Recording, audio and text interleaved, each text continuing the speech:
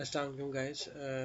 इस टॉपिक आज जो हमारा टॉपिक है that is the passing data between controller to view, यानी हम किन तरीक़ों से डेटा को कंट्रोलर से व्यू में पास कर सकते हैं। ठीक है। अच्छा, इस एग्ज़ाम्पल के अंदर जो कि मैं अभी डिस्कस करने जा रहा हूँ, मुझे इसको रन करके दिखाने की नीड नहीं है। उसकी वजह यह है कि मैं आपको कॉन्सेप्ट दे दूंगा और मैंने जो इसके अंदर स्नैपशॉट वगैरह रखे हुए हैं कंट्रोलर व्यू और उसके आउटपुट के, वो इतने सिंपल हैं कि इसको देख के आप खुद रन कर सकते हैं। ठीक है। तो कि कंट्रोलर में होम में इंडेक्स में जाके क्या लिखना है, उसके व्यू में जाके क्या लिखना है, और फिर जब आप उसको चलाएंगे तो आपको ये वाला आउटपुट दिखेगा। तो मैंने उसके स्नैपशॉट इस तरीके से डाले हुए कि आप उसे ईज़िली खुद रन कर सकते हैं। ओके गाइस, अब सिलसिला क्या है कि अगर कंट्रोलर में मैं चाहता हूँ कि कंट्रोलर से कोई भी वैल्यू मैं व्यू में पास करूँ, यानी कंट्रोलर के किसी एक्शन के अंदर मैं कोई सी वैल्यू या कोई भी डेटा उठा करके उसके व्यू में पास करूँ तो पहला तो उसके तीन तरीके हैं। We can pass value from controller to view by the help of three different ways, जिसमें से पहला तरीक़ेकार कहलाता है व्यू बैग। ठीक है, कि व्यू बैग के थ्रू हम डेटा को कैसे पास करते हैं। अच्छा, व्यू बैग क्या होता है बेटा? व्यू बैग एक मैकेनिज़्म है जो कि हमें टेम्पररी डेटा सेव करने की फंक्शनैलिटी प्रोवाइड करता है। ठीक है। अच्छा, व्यू बैग को इस्तेमाल करने का तरीक़ेकार क्या है कि हम एक प्रॉपर्टी असाइन करते हैं उसको। फॉर एग्ज़ाम्पल, अगर आप इस इमेज के अंदर देखें, then we have a property and the name is a message. मुझे उम्मीद है कि आप लोगों ने ऑब्जेक्ट ओरिएंटेड प्रोग्रामिंग पढ़ी होंगी और आपको पता होगा कि प्रॉपर्टी क्या है। ठीक है। तो मैं अभी इस बहस में नहीं पढ़ रहा कि प्रॉपर्टी क्या है, बट ये जो यहाँ पे मेरे पास मैसेज है दैट इज़ अ प्रॉपर्टी, और ये जो प्रॉपर्टी यहाँ पे असाइन हुई है बेटा, this is the dynamic property. यानी हमने इस क्लास के अंदर जाके इस नाम की प्रॉपर्टी, मैसेज नाम की प्रॉपर्टी बनाई नहीं है।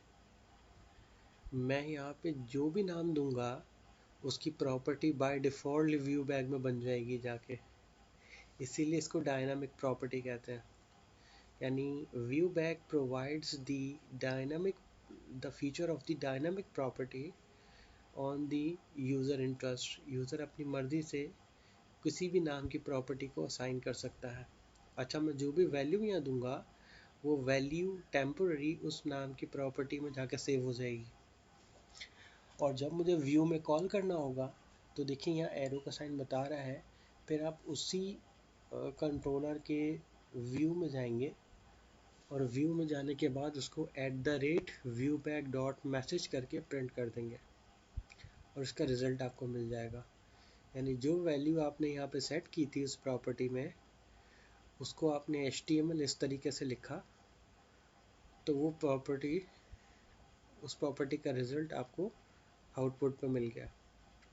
This is the way that how you can pass the value with in you from your controller to view. यानी आप कंट्रोलर से व्यू में जो वैल्यू पास करेंगे उसका ये पहला तरीक़ेकार है। ठीक है, इसको आप ट्राई कीजिएगा। This is not so difficult, आप इसको इजीली ट्राई कर सकते हैं। ठीक है। अच्छा, ऐसा भी मुमकिन है कि हम व्यू से व्यू में ही डेटा पास करें, यानी एक व्यू में खड़े हुए और अपने ही व्यू में डेटा पास करें। तो तरीक़ेकार क्या है कि उसके टॉप पे आप एक रेज़र का स्कोप बनाएंगे, जिस तरह मैंने आपको अभी इससे पहले एक वीडियो में वर्किंग विद रेज़र में रेज़र का स्कोप बताया था। रेज़र का स्कोप बनाएंगे, व्यू बैग डॉट एक डायनामिक प्रॉपर्टी होती है टाइटल, उसमें एक वैल्यू सेट कर लेंगे। यानी इस at the top of the scope, Razor के स्कोप में आप व्यू बैग को फिल करवाएंगे और फिर जहाँ यूज़ करना उस व्यू के अंदर आप उसे यूज़ करेंगे। तो व्यू से व्यू में ही ट्रांसफ़र होगी, आप व्यू में ही वैल्यू असाइन कर रहे हैं और व्यू में ही रिट्रीव कर रहे हैं। तो this concept is known as the the transfer of the value from view to view, यानी व्यू में से ही उठ के व्यू में से ही आ रही है, कंट्रोलर से पास नहीं हो रही। अब इट्स अप टू यू कि आप इस डायनामिक प्रॉपर्टी को फिल कहाँ करते हैं। आइदर आप इस डायनामिक प्रॉपर्टी को कंट्रोलर में फिल करते हैं या आप इस डायनामिक प्रॉपर्टी को व्यू में फिल करते हैं, यह आपके ऊपर डिपेंड करता है। ठीक है, कंट्रोलर से पास करोगे तो कंट्रोलर टू व्यू होगा, व्यू से पास करोगे तो व्यू टू व्यू होगा। क्लियर? ओके, ये तो पहला तरीक़ेकार था जिसके अंदर हमने देखा। Now the next thing is कि हम मॉडल से भी पास कर सकते हैं वैल्यू को, यानी ज़रूरी नहीं है।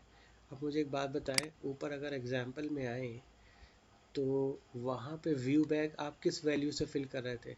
This is the user defined value, यहाँ यूज़र ने ये वैल्यू असाइन की थी इस प्रॉपर्टी को, लेकिन मैं चाहता हूँ कि डेटाबेस से आए। तो this is possible that you can assign the database value to the view back. वो कैसे असाइन होगी? आप डेटाबेस कॉन्टेक्स्ट बनाएंगे, उसके बाद उस क्लास की जो भी वैल्यू है उसको फिल करेंगे और फिल करने के बाद उस ऑब्जेक्ट को व्यू बैक से फिल करेंगे। ठीक है, this is the three way values.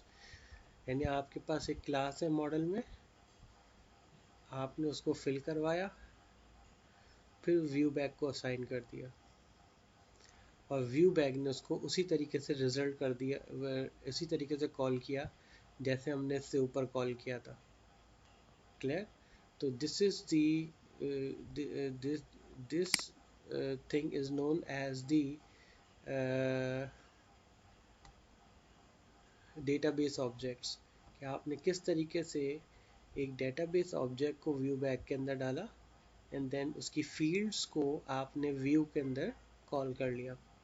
ठीक है, तो ये हमारे पास दूसरा तरीक़ेकार है कि हम डेटाबेस की वैल्यूज़ को भी कॉल कर सकते हैं।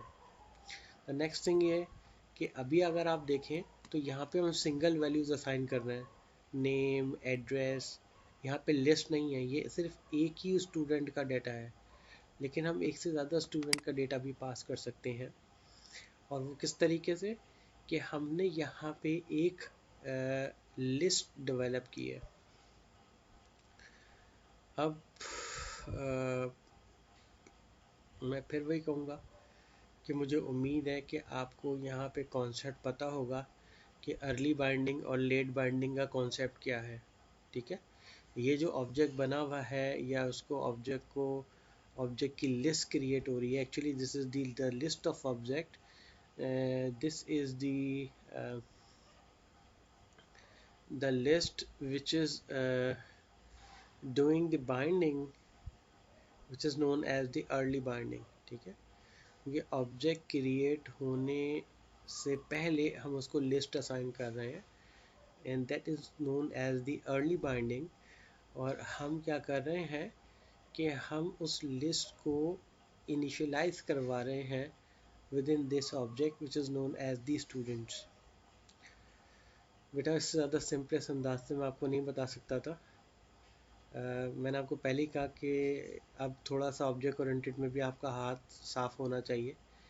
तो आई डोंट थिंक सो कि आपको ये क्लियर नहीं होगा। मैं अज्यूम कर रहा हूँ कि आपको ये क्लियर होगा। अदरवाइज़ अगर कुछ और इश्यूज़ हैं ऑब्जेक्ट ओरिएंटेड में, आप समझते हो कि आपको मज़ीद कोई हेल्प चाहिए, तो आप मुझसे अलग से आके ले सकते हो। ठीक है बेटा, तो अब ये जो सिलसिला है ये मेरे पास एक लिस्ट आ गई और अगर देखो मैंने इस लिस्ट को उठा के व्यू बैक को दे दिया। इससे मुराद क्या होगी बेटा कि व्यू बैक के पास ये कैपेबिलिटी है कि वो सिंगल वैल्यू को भी कंट्रोलर से पास करे और एक लिस्ट को भी पास करे। अब देखो उस लिस्ट को रिट्रीव मैंने किससे किया? फॉर ईच के लूप से। और ये आपको पता है कि तमाम लूप की टाइप में सबसे फास्टेस्ट लूप फॉर ईच का लूप कहलाता है और हमेशा फॉर ईच का लूप हम कलेक्शंस को रिट्रीव करने के लिए लेते हैं। ठीक है, तो हमने यहाँ पे कलेक्शंस को कॉल किया और उसके बाद हमने इस लिस्ट को वन बाय वन रिट्रीव करा लिया और फिर जब हमने इसका आउटपुट को चला के देखा तो उसने हमें ये आउटपुट दे दिया। ठीक है, तो आप इसको अपने पास रन करके देखिएगा और मुझे उम्मीद है इंशाल्लाह ताला आपको ये रिजल्ट्स मिल जाएंगे। तो this is the concept of the view back. तो पहला तरीक़ेकार हमने देखा कि कैसे कंट्रोलर से वैल्यू व्यू तक जाती है बाय द हेल्प ऑफ या by the use of view bag. अब चलते हैं व्यू डेटा की तरफ। अच्छा, व्यू डेटा भी व्यू बैग की तरह काम करता है, बस फ़र्क क्या है कि व्यू डाटा की वैल्यू पेयर्स पे चलता है। देखें ऊपर आपने क्या किया था, view bag dot dynamic property थी स्टूडेंट्स, और फिर उसको आपने रिट्रीव किया था व्यू में। अगर आप नीचे आके देखें तो यहाँ पे डायनामिक प्रॉपर्टी नहीं है, यहाँ पे कीज असाइन हुई है। दिस इज़ अ की and this is the value of that की। तो view data will leaves on की वैल्यू पेयर्स।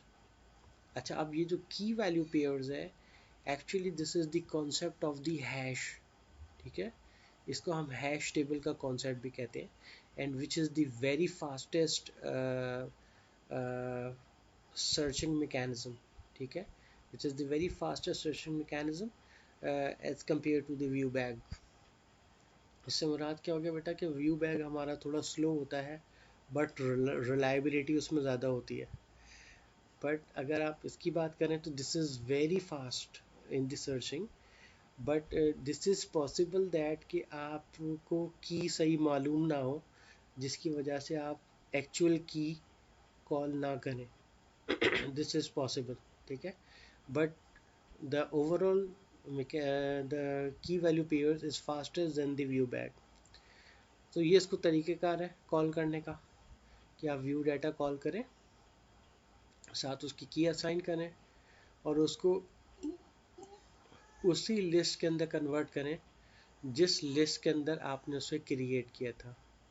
क्योंकि जब आप लिस्ट को व्यू डेटा में कास्ट करेंगे तो व्यू डेटा एक अननोन टाइप बन जाती है, तो हमें वापस रिट्रीव करते वक्त उसी लिस्ट में वापस कास्ट करवाना पड़ता है। और आई थिंक आपको पता होगा कि this is known as the explicit cast, जो कि हम ऑब्जेक्ट ओरिएंटेड प्रोग्रामिंग के अंदर पढ़ते हैं। इम्प्लिसिट कास्ट और एक्सप्लिसिट कास्ट, तो ये हमने एक्सप्लिसिट कास्ट मारा है और हमने अपने व्यू डेटा को कन्वर्ट किया है वापस उसी टाइप में, उसी लिस्ट की टाइप में जो लिस्ट की टाइप मुझे रिक्वायर्ड थी, और मैंने फिर अपने डेटा पे एक्सेस कर लिया। ठीक है, तो दिस इज़ द कॉन्सेप्ट कि हमने व्यू डेटा को इस्तेमाल करके और अपने रिज़ल्ट को व्यू पे शो करवाया।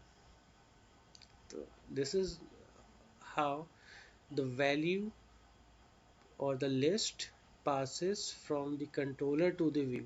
ठीक है, तो ये व्यू डेटा का दूसरा तरीक़ेकार है कि कैसे कंट्रोलर से व्यू में वैल्यू पास होती है।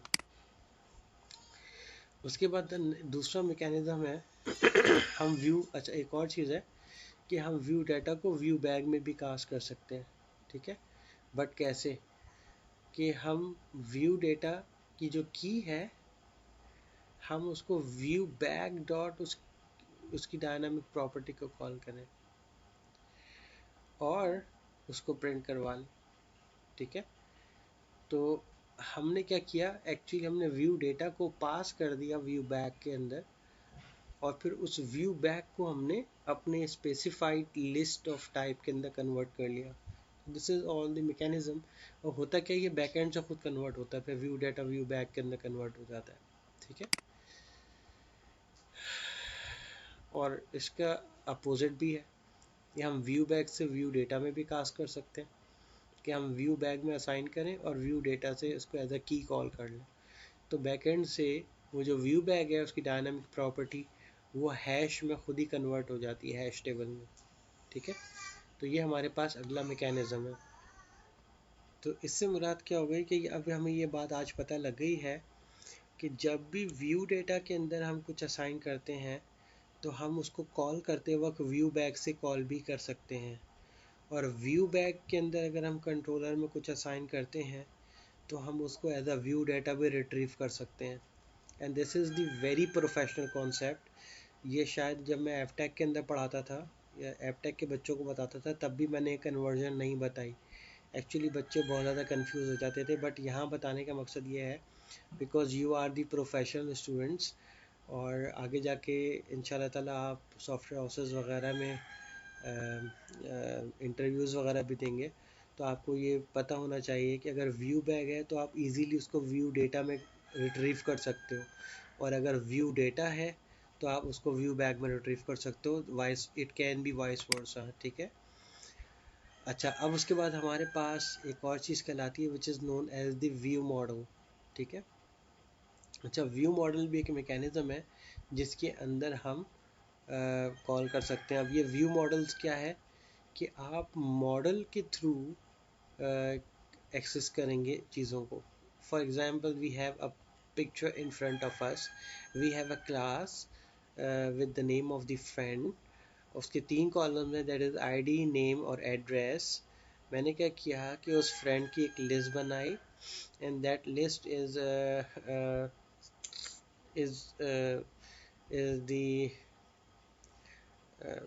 कहना चाहिए early binding list, this is the list of object of the friends.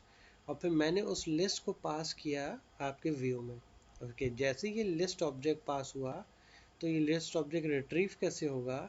The list object retrieve bye the help of the model, and this model is fetching these values from the controller or action। इससे मुराद है कि action से direct वो values accessible हैं through by the help of the model, and this is known as the view model. ये मैंने यहाँ से वैल्यू पास की। अच्छा, ये मेरा कस्टम डेटा कहलाएगा because the data is not coming from the database, ये डेटाबेस से नहीं आ रहा है, इसलिए कस्टम डेटा है। तो मैंने उस लिस्ट को व्यू से पास किया, और ये जो लिस्ट थी ये बाय डिफ़ॉल्ट इस मॉडल के अंदर फैच हो गई, और इस मॉडल ने उसको रन टाइम पे उनकी वैल्यूज़ को रिट्रीव करके और आउटपुट पे शो करवा दिया। तो ये एक और तरीक़ेकार है जिससे मैं कंट्रोलर से वैल्यूज़ को अपने व्यू के अंदर रिट्रीव कर सकता हूँ बाय यूजिंग द मॉडल, ठीक है। उसके बाद एक और तरीक़ेकार है which is known as the strong type view. अच्छा, ये याद रखिएगा कि जब आप इस मॉडल से रिट्रीव करेंगे ना बेटा, तो उसके शुरू में आपको ये ऐड करना पड़ेगा, ठीक है। एट द रेट मॉडल का कीवर्ड ऐड करना पड़ेगा, at the rate model I enumerable, और उसके बाद फिर आपका जो भी प्रोजेक्ट का नाम है वो डॉट मॉडल्स डॉट उस क्लास जिस क्लास का डेटा आपको यहाँ पे शो करवाना है। तो ये अपने दिमाग में रखिएगा कि हमें ये देखना पड़ता है कि हम किस टेबल का डेटा लेके आ रहे हैं, हमें उस टेबल को एज अ क्लास यहाँ पे ऐड कराना होगा, और उसके साथ आई इन्यूमरेबल लगाना होगा क्योंकि हमारे पास लिस्ट आ रही होगी। तो लिस्ट आ रही होगी इसलिए हमने उसको फॉर ईच में लगाया है, ठीक है। और ये जो मॉडल है एक्चुअली ये बाइंड ही हुआ है bye the help of this eight the rate model, क्योंकि जब आप उसको कंट्रोलर से पास करोगे तो एक्चुअली वो यहाँ से होता हुआ इस मॉडल के अंदर आएगा, ठीक है। तो ये हमारे पास नेक्स्ट फीचर है। उसके बाद the last thing is known as the temp data. अच्छा, टेम्प डेटा हमारे पास व्यू डेटा से और व्यू बैक से ज़रा अलग है। इसका काम भी यही होता है कि ये कंट्रोलर से वैल्यू लेता है या एक्शन से वैल्यू लेता है और आपके व्यू पे दिखाता है। बस फ़र्क क्या है? फ़र्क ये है बेटा कि ये वन टाइम रिक्वेस्ट करने पे वैल्यूज़ को शो करता है। जब आपने रिक्वेस्ट किया, वैल्यूज़ आके आपके व्यू पे शो हो गई, और शो होने के बाद जब आप दोबारा पेज को रिफ़्रेश करोगे तो आपका डेटा डिस्ट्रॉय हो जाएगा। यानी वो सिर्फ वन टाइम रिक्वेस्ट करने पे आएगा और उसके बाद से वो दोबारा एक्सेसिबल नहीं होगा। ये ज़्यादातर हम वहाँ पे लगाते हैं जहाँ हमें थोड़ा सिक्योर बनाना हो मैकेनिज़्म को। तो अगर आप देखें कि ये किस तरीके से वर्कआउट कर रहा है, तो हम देखते हैं कि ये कैसे काम कर रहा है। फॉर एग्ज़ाम्पल, अगर आप टेम्प डेटा पे आएँ टेम्प डेटा पे आएँ तो हम पहले उसके इंडेक्स में आए और देखें दिस इज़ द वे कि हमने व्यू डाटा में एक वैल्यू डाल दी, हमने व्यू बैग में एक वैल्यू डाली डायनामिक प्रॉपर्टी बना के, ये तरीक़ेकार है, और टेम्प डाटा में भी वही तरीक़ेकार है। अगर आप देखें तो व्यू डाटा में और टेम्प डाटा में आपको ज़्यादा फ़र्क नहीं लगेगा। फ़र्क सिर्फ क्या होगा कि जहाँ आप व्यू डाटा यूज़ कर रहे थे वहाँ अब आप टेम्प डाटा यूज़ करेंगे, बस, और कोई डिफरेंस नहीं है। बस रिट्रीव करते वक्त आप उसको कैसे रिट्रीव करेंगे? Eight the rate temp data करके, ठीक है, जैसे eight the rate view data करके करते थे। तो तकरीबन व्यू डाटा की तरह ही यूज़ हो रहा है क्योंकि ये भी की वैल्यू पेयर्स है। और जब आप देखिएगा अपने पेज को रिफ़्रेश करवा के, यानी जब आप इस तरीके से इंडेक्स के एक्शन में जाके ये आप लिख लेंगे, उसके बाद जब आप नीचे आएंगे, एक्चुअली ये मैंने बताया ना आपको कि कुछ चीज़ें मैंने इंटरनेट से उठाई हुई हैं, बट मुझे एग्जाम्पल अच्छी लगी तो मैंने आपको शो कर दिया। और अगर आप इसको व्यू में लिखेंगे और व्यू में लिख के रिफ़्रेश करेंगे, तो आप देखेंगे कि आपको व्यू डेटा में तो वैल्यू मिलेगी, आपको व्यू बैग में भी वैल्यू मिलेगी, लेकिन टेम्प डेटा की वैल्यू नहीं मिलेगी रिफ़्रेश करने पे। क्यों नहीं मिलेगी? क्योंकि temp data one time request को शो करता है, उसके बाद दोबारा शो नहीं करता। ठीक है, बाकी व्यू बैग और आपका व्यू डेटा वो आपको वैल्यूज शो करेंगे। ठीक है गाइस, तो यहाँ तक हमारा ये सेशन था, और इंशाल्लाह लजीज कहना चाहिए इन एग्जाम्पल्स को आपने रन करना है, इन एग्जाम्पल्स को आपने चलाना है वन बाय वन। पहले आपने सबसे टॉप पे जो व्यू बैग है इसके सारे केसेस चला के देखने। ठीक है, अच्छा मैंने आपको बाकायदा देखें इनमें बताया हुआ है कि आप एक्शन पे क्या लिखेंगे, उसके व्यू में क्या लिखेंगे, और जब आप चलाएंगे तो आपको उसका रिज़ल्ट क्या मिलेगा। तो ये बहुत ही ज़्यादा क्लियर पिक्चर है। ठीक है, और इनकी डेफिनेशंस वगैरह ये चीज़ें इसी डॉक्यूमेंट के अंदर दी हुई हैं, तो आपने इन चीज़ों को वन बाय वन लगा के चेक करना है। ठीक है, तो मुझे उम्मीद है कि इंशाल्लाह ताला आप लोग कहीं फंसेंगे नहीं। ठीक है, और अगर कहीं कुछ पूछना भी होगा तो आप मुझसे अलग से कॉल पे पूछ सकते हैं, या मैसेजेस पे पूछ सकते हैं, या व्हाट्सएप पे पूछ सकते हैं। ठीक है, इट्स अप टू यू। या मुझे अलग से ईमेल कर सकते हैं, और ईमेल एड्रेस आप लोग पहले ही जानते हैं, दैट इज़ m.tawsif@jinnah.edu। और कॉन्टैक्ट नंबर्स मैंने आपसे ऑलरेडी गूगल क्लासरूम पे शेयर किया हुआ है। तो आज के लिए इतना ही काफ़ी है। और ये जो मैंने स्मॉल वीडियोस अपलोड की हैं, ये एक्चुअली स्मॉल टॉपिक्स हैं, छोटे छोटे टॉपिक्स हैं, और इन छोटे छोटे टॉपिक्स को मैंने रिकॉर्डेड सेशन में करना मुनासिब समझा, ताकि जो हम असल में जो करने वाली चीज़ें या बड़े टॉपिक्स हैं जिसमें आप लोगों को प्रॉब्लम्स भी हो सकती हैं, तो वो मैंने आप लोगों के लिए लाइव सेशन के लिए रखे हैं। तो कमिंग सेशन के अंदर इंशाल्लाह ताला जो हमारा लाइव सेशन होगा अब से कुछ घंटों के बाद, 5-6 घंटे के बाद, तो उसके अंदर फिर मैं इंशाल्लाह आप लोगों को कुछ वैलिडेशन कंट्रोल के ऊपर काम करवाऊँगा कि वैलिडेशंस किस तरीके से लगती हैं किसी भी ASP.NET MVC प्रोजेक्ट के अंदर, और फिर उसके ऊपर हम लोग आगे मज़ीद काम करेंगे। वो भी टॉपिक इतना हैवी नहीं है, बट मैं उसको लाइव सेशन इसलिए करवाना चाह रहा था क्योंकि उसमें छोटी छोटी कुछ चीज़ें हैं जो कि इंटरव्यू के पॉइंट ऑफ व्यू से बहुत इम्पॉर्टेंट है। जब आप किसी सॉफ्टवेयर हाउस वगैरह में इंटरव्यू देंगे तो वो चीज़ें आप लोगों को पता होनी चाहिए। तो अभी तक हम यहीं तक रखते हैं। मुझे कुछ स्टूडेंट्स के व्यूज़ मिले हैं कि आप सर अब हमें बहुत अच्छा समझ में आने लगा है, तो अब हमें कुछ गाइड करें। तो इंशाल्लाह ताला मैं आप लोगों को प्रोजेक्ट से रिलेटेड कुछ चीज़ें आज बात करूँगा कि क्या करना है, कैसे करना है, और इंशाल्लाह ताला फिर हम लोग उसके ऊपर चलेंगे। तो अब तक के इतना ही रखते हैं इंशाल्लाह ताला, फिर लाइव क्लास के सेशन में इंशाल्लाह मुलाकात होती है। और इसको आप लोगों ने डिटेल के अंदर करना है, रन करके चेक करना है। कोई एरर आए तो स्नैपशॉट आप व्हाट्सएप पे देके और फिर आप पूछ सकते हैं कि सर जो भी एरर के मीनिंग है या एरर किस वजह से आ रहा है। वैसे उम्मीद तो नहीं है बिकॉज क्योंकि ये सारी रन हुई हुई एग्जांपल्स हैं, और रन हुई हुई एग्जांपल्स को स्नैपशॉट लेके और बाकायदा एरो साइन के साथ समझाया हुआ है कि आपके पास भी ये चलेगा, तो इंशाल्लाह इसी तरीके से आप लोगों के रिज़ल्ट आ जाएंगे। चलें इंशाल्लाह ताला यहीं तक रखते हैं। ओके क्लास, अल्लाह हाफिज़।